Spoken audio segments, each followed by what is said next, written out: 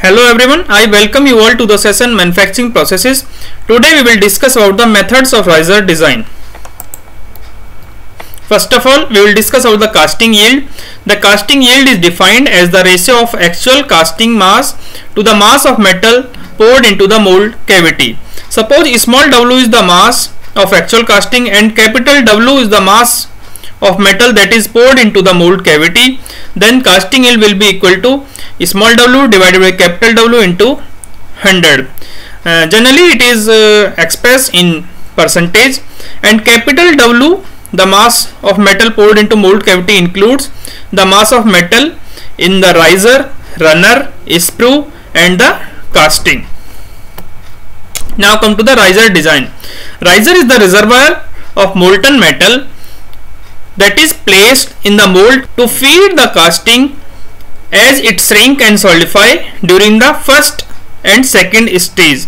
As we have discussed in the previous lecture, that during first and second stage, that is during the liquid shrinkage, the riser is important as it provides the molten metal to the casting. It is also sometimes known as feed head. The function of riser is to feed the casting during the solidification so that no shrinkage cavity are formed during solidification. So the riser design should be in such a way that it should solidify after casting. If the riser will solidify before casting, then the molten metal will not be available to feed into the casting and the shrinkage defect will be there in the casting. So we have to keep in mind while designing the riser that it should solidify after casting. Now come to the Korenov's rule of solidification. According to this rule, the solidification time of a casting is proportional to the square of the ratio of volume to the surface area of the casting. Suppose V is the volume of the casting and SA is the surface area, then TS will be proportional to the volume divided by surface area to the power 2, and we can say that TS is equal to K into V by SA, that is surface area whole power 2, where K is the constant. Now come to the Keynes method of riser design. So as the solidification of the casting occurs by losing heat from the surface and the amount of heat is given by the volume of casting. We have discussed the solidification of the casting, what are the various modes of solidification and how the heat flow from the molten metal to the mold walls. We have discussed all these things in the previous class. So the solidification of the casting occurs by losing heat from the molten metal to the mold wall, or we can say from the surface, and the amount of heat is given by the volume of casting. That is, if the volume of the casting is high or large, then the large amount of heat is to be removed from the casting. And the another term, the cooling characteristics, is given by the ratio of surface area to volume. So the cooling characteristics of the casting can be defined as the surface area of casting divided by the volume of casting. So this parameter cooling characteristics is really very important in the Keynes method. Now as the riser also have the same material, so the solidification behavior of the riser will also be similar to the casting. As we pour the molten metal into the mold cavity, so the molten metal in the casting as well as in the riser is same, so the cooling characteristic behavior of the casting as well as riser will also be similar. So the cooling characteristics of the riser can be given as surface area of the riser divided by volume of riser. So from here we can see that the higher the value of cooling characteristics means faster will be the cooling, as if the value of cooling characteristics is higher, then the surface area will be large, and if the large surface area is available to lose the heat, then the faster cooling will be there, or we can say the time required to cool the casting, or we can say for riser, will be small. Now come to the freezing ratio.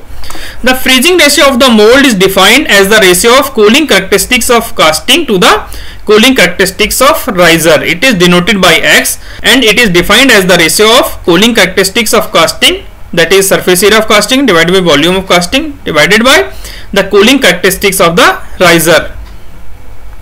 So if we want to design the riser, then we have to keep in mind that the riser will be able to feed the casting only if the value of x is greater than unity.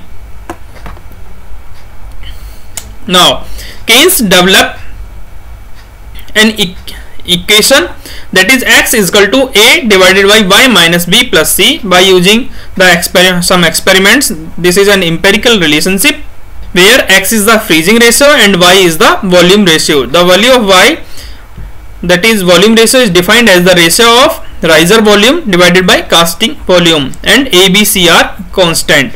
So as we draw a curve between the freezing ratio x and volume ratio y, then this is the locus of the points for various values of freezing ratio and volume ratio.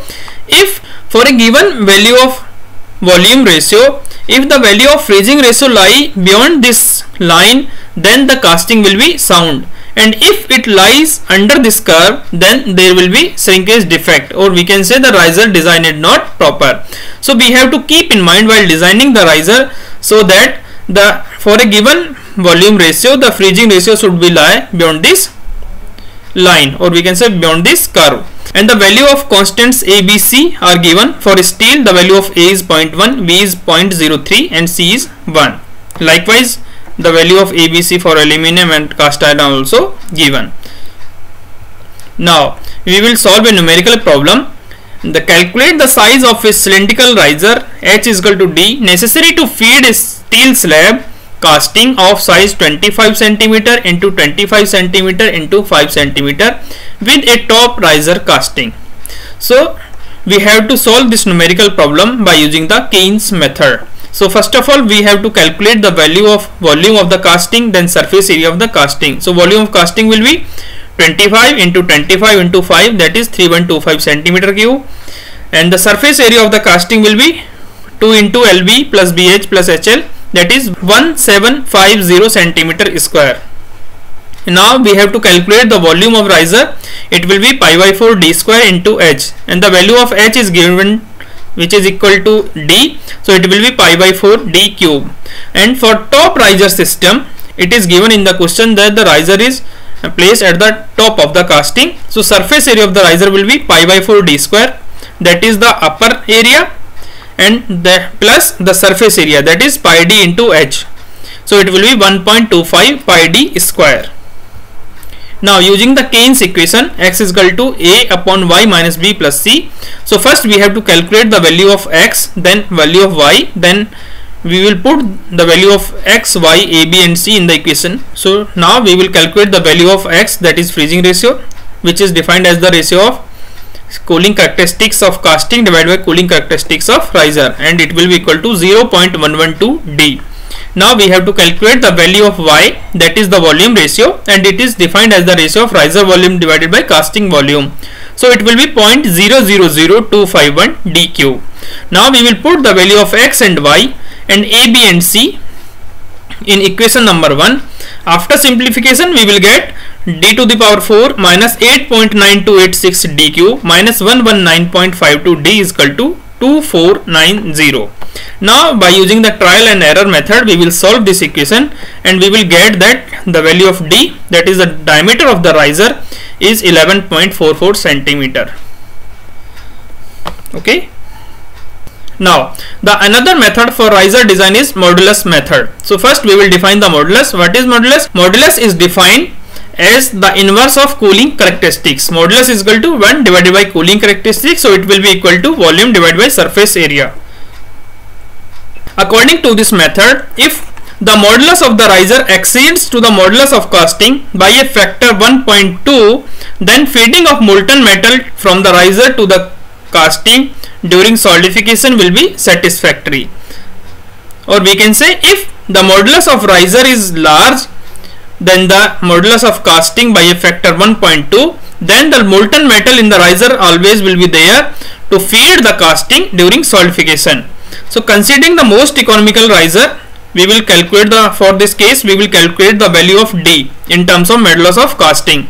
So volume of riser will be pi by 4 d square into h. So it will be pi by 4 d cube, as h is given as equal to d. Now for top riser system, surface area will be pi by 4 d square plus pi dh. So it will be 1.25 pi d square. So modulus of the riser can be calculated as pi by 4 d cube divided by 1.25 pi d square. So it will be equal to 0.2 d. So according to the modulus method, the modulus of the riser should be greater than or equal to 1.2 times of modulus of casting. So 0.2 d should be equal to 1.2 into modulus of casting, or we can say that the diameter of the riser will be equal to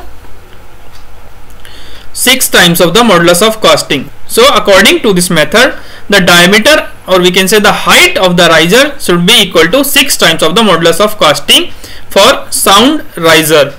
So if the design of the riser will be satisfactory if the diameter of the riser is equal to 6 times of the modulus of casting. Thank you.